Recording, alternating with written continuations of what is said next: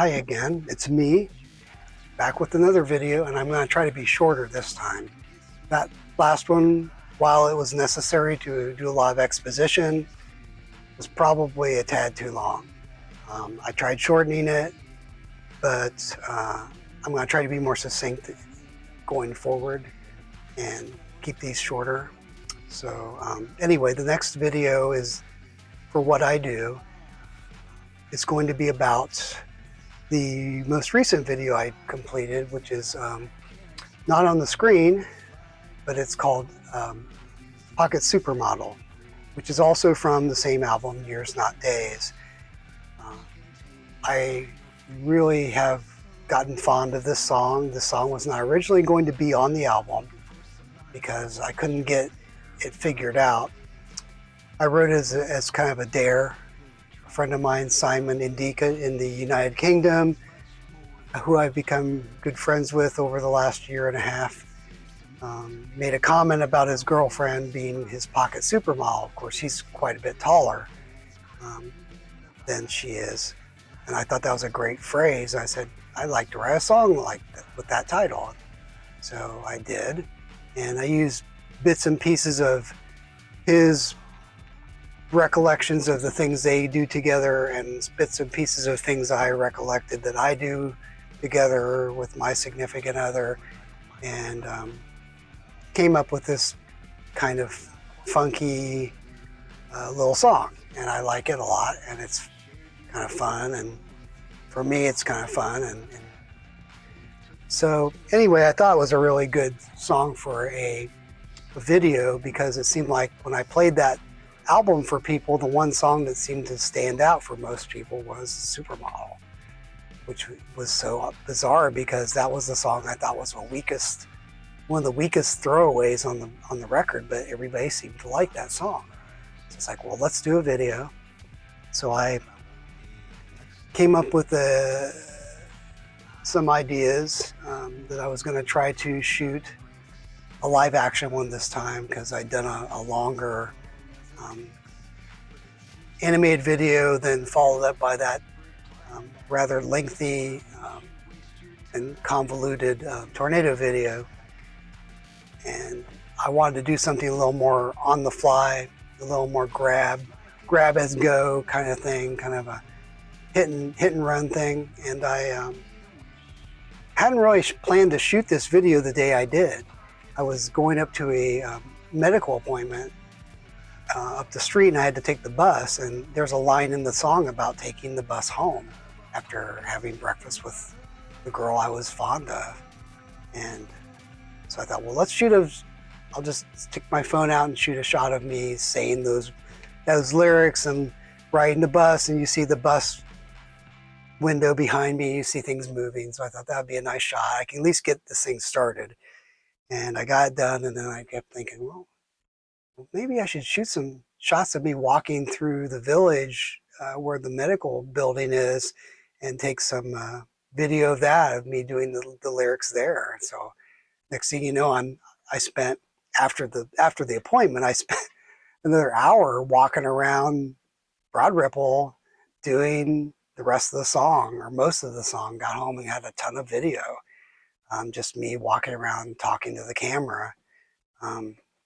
So I tried to figure out what I had, and thought it was going to be a simple matter of putting the audio in with the footage, and voila, I'd have a really cool video. Well, it didn't quite go that way.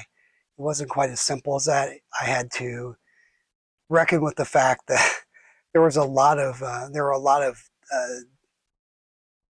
synchronization issues with the video and the audio, because I wasn't listening to the song when I was singing it into the camera. When I was doing the video out there in the open, I didn't have the song in my listening to it in my ear or anything. I was just trying to approximate where the song how the song sounded and where the phrasing was. And when I got it into the video editor, it's like, oh my God, there's a lot of things that are way off. So I spent a lot of time on this video trying to synchronize as best I could the video and the audio, and it wasn't perfect. There were some clearly spots where it doesn't quite line up, and I probably did 3 or 4 attempts at that, trying to get it as close as I could. So what you see is the best I was able to do, and but I think it works. Could have been better, but there's always room for improvement.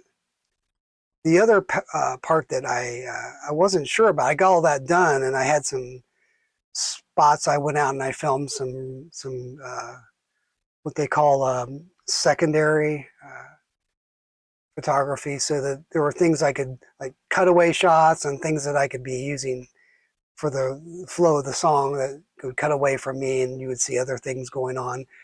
And so I shot a bunch of stuff like that, and I had it edited and had a cut of it, and I looked at it, I was like, it just doesn't, it's weird that there's no female in the song and it's about a supermodel. I thought, yeah, it would be kind of funny that I do this song and there's no female in it, but it's like, I thought it kind of needed something, even if it was humorous. And so I decided that I didn't have anybody I could ask to do it at the time.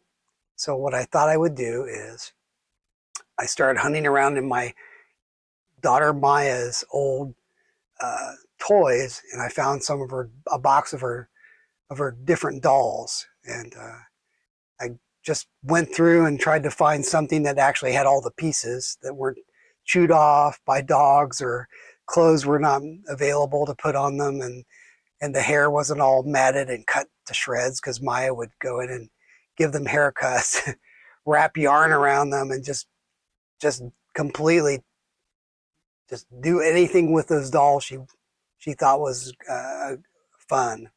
And I finally found one doll, and I think that doll is Ariel, and I think there was a part of that had a fish pair of pants that went on the bottom of her, but I was able to actually find clothes that fit this doll, and I kind of cleaned up the doll and made it look presentable. And then I took the doll and went back up into the village again a couple days later and shot video with the doll and tried to like recreate some of the same shots. Only in this case, we had a very bright sunny day. I mean, no clouds in the sky that day. And the day I was up there, there were some overcast. There were moments where there was clear sky, but there were a lot of overcast moments too. So it wasn't going to line up in that way. But in a way, I kind of thought was a nice contrast, that the doll's environment was just this beautifully blue sky and no clouds, and then mine was kind of a little bit murkier. So I used that as a device, since that's what I had to work with. Then I did some other shots where I actually got up on my roof and shot a couple scenes up there, and I was able to find a way to cut between a shot I had done walking through the village where I hadn't realized it was an accident. I hadn't realized that the camera was still on, and I put the camera down I was holding it, and it's pointing up in my face, and I'm walking, and it's like pointing from below, and I like looked at it, oh, that's kind of cool. And I didn't realize I'd done it, but I thought it was a kind of a nice, it kind of worked in the framework of the song. So I thought, well, let's go with it. And then I used that as a transitional point between going from the street to my roof, where I'm saying, yeah. And which was just totally an accident, but it worked really well when I looked at it, because there were several shots that kind of worked when I was shooting them, and I would lean into the camera and shut it off. And then when I came back and looked at some of that stuff, it's like it worked kind of as a transitional device where I would be leaning in and coming back out. So there's a shot, particularly toward the end, where I'm on the roof and I'm leaning into the roof or into the camera after I've shot it, and then I'm leaning back into the bus to finish a line. It looks like I'm like going through some time warp.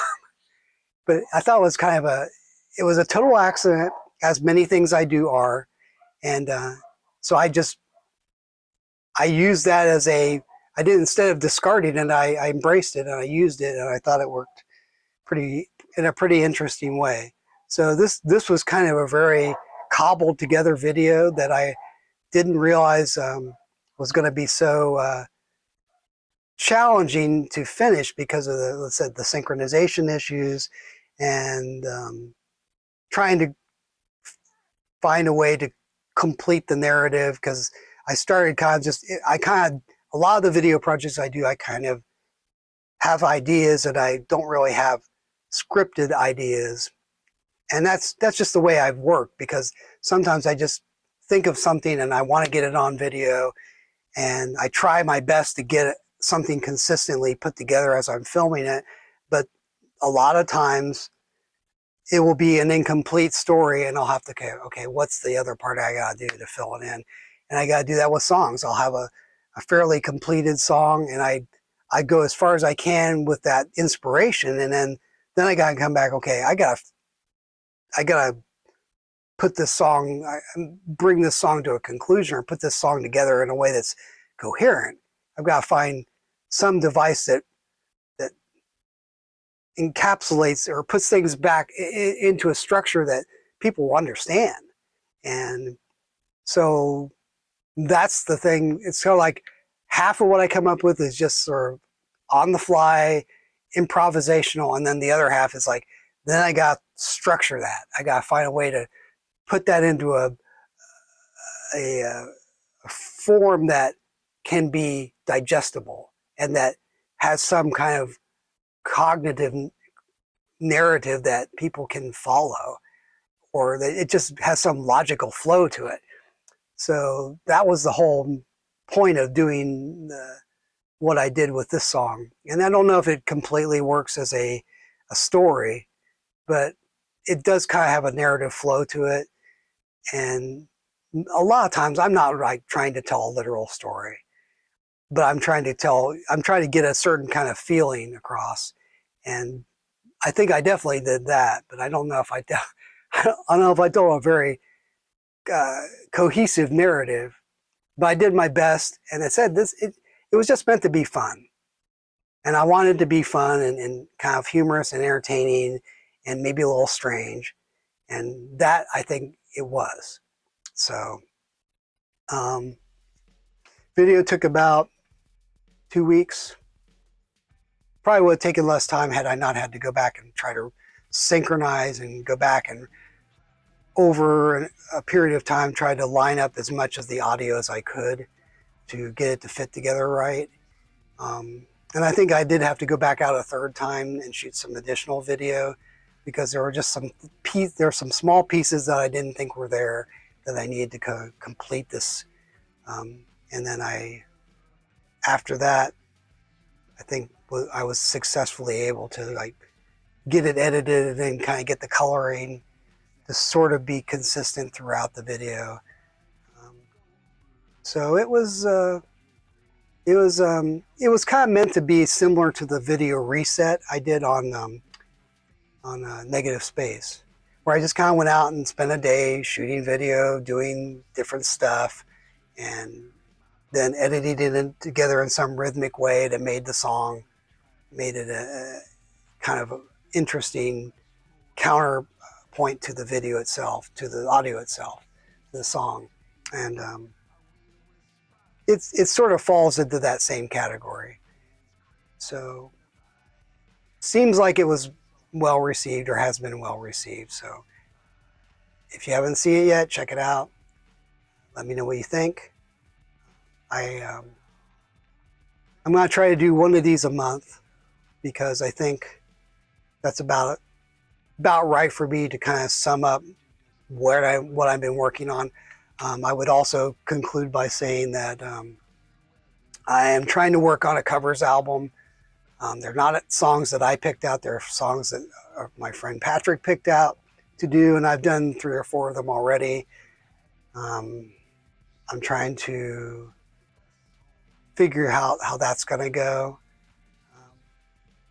And then I'm going to try to, I've already written a couple of new songs, which I'll share at some point, but that's a whole different story to tell. but I would say that it's definitely using my experiences in the last couple of months as a inspiration to try a different direction with my music. It may or may not work. I'm just kind of experimenting right now, but I think these two songs are falling into place pretty well. I'm using different guitar sounds, different tones. So stay tuned. I'll share those at some point. I may share one of them. I may preview one of those and talk about it at some point soon. So anyway, I appreciate again your attention and spending this time with me while I try to make sense of my life and my work. So again, take care, and I will see you in June. Bye.